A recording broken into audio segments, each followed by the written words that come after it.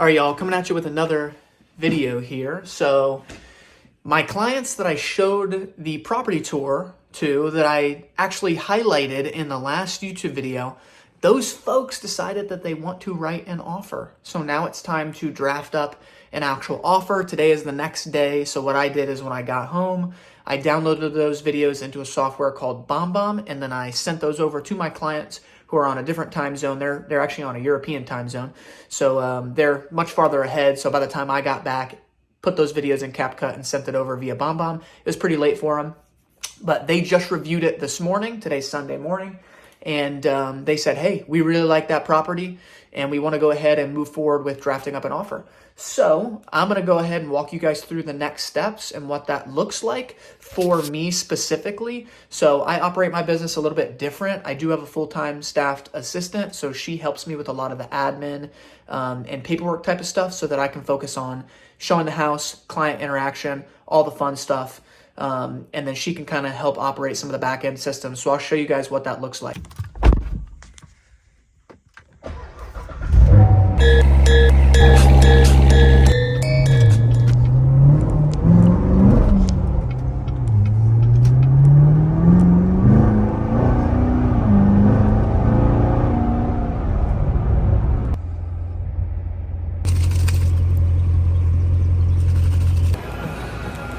All right, honestly, that was a kind of a flat workout.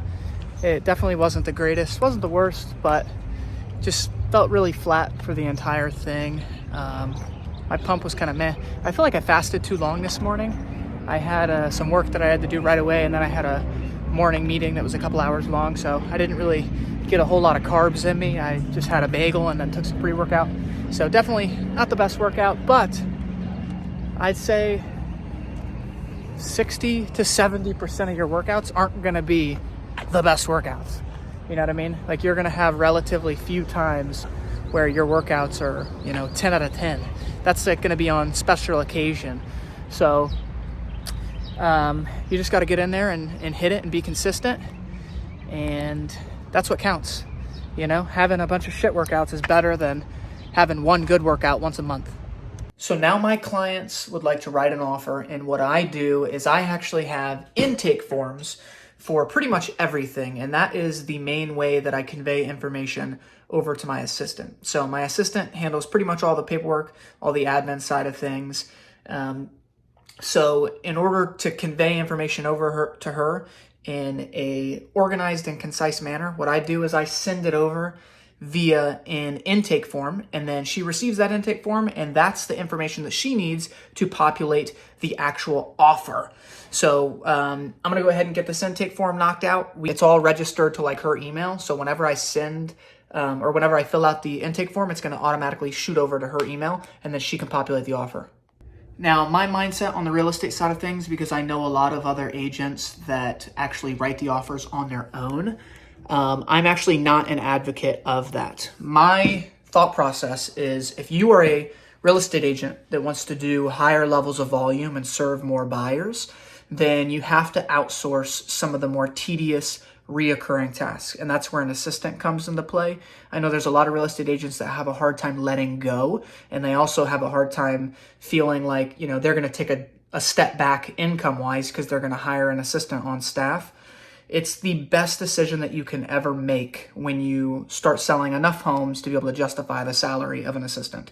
So they are going to take a lot of tasks off your plate, which at that point, it's going to free up room for you to then go, serve more clients and make more money, right? So the assistant's job, honestly, the assistant's salary, you'll make that back and then some with a good assistant, right? Think of it like your return on investment. Now, obviously, it's not going to be an immediate type of thing. It is an investment. But when you invest in that assistant's salary, the thought process is they're going to take off a certain amount of work off of your plate, and then that's going to free you up to go generate more business, which will then create more income than the salary of the assistant. So I'm a big advocate of not doing your own paperwork. Now, obviously, for legality reasons, you proof it, make sure everything is squared away for compliance since you are the real estate professional. But I don't think you should actually be the one physically going through and doing the paperwork because it's not the best use of your time as a real estate professional. So that's my thought process on it.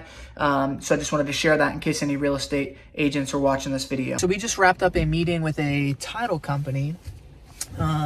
Just talking about some strategic business moves for some home buying seminars, things of that nature. But I wanted to tell you something that's funny. This title rep that I had a meeting with, so he owns 8 investment properties. I'm like, man, how'd you get into owning these investment properties? And he's like, well, my first one I actually bought, and he's a competitive fisherman, so he loves to bass fish. And he was like, I was in a fishing tournament and I won $20,000, and I used that as the down payment to buy my first investment property. And I'm like, what the heck? I thought that was crazy. So there's a tons of different ways to get it, man. And I don't know. Just wanted to share that with you because I thought that was nuts. He won $20,000 in a competition bass fishing thing. And yeah, he said the most money he's ever won from a fishing competition is $40,000. But he takes the winnings and he puts it into investment properties. He's got 8 investment properties now. That's crazy. You guys won't believe what happened. So we showed the property. We did the video tour for our clients. They said, hey, we love this house. We were getting ready to write an offer. I reached out to the agent to get the seller disclosures. And sure enough, they're like, oh, we went under contract 2 days ago and just didn't update the listing, which is ridiculous. Now, if you're wondering, hey, why didn't you reach out to the agent to, make sure that it wasn't under contract? I actually messaged her. And my message was ignored. And then I showed the house, and then I followed up with her and said, hey, my folks are interested.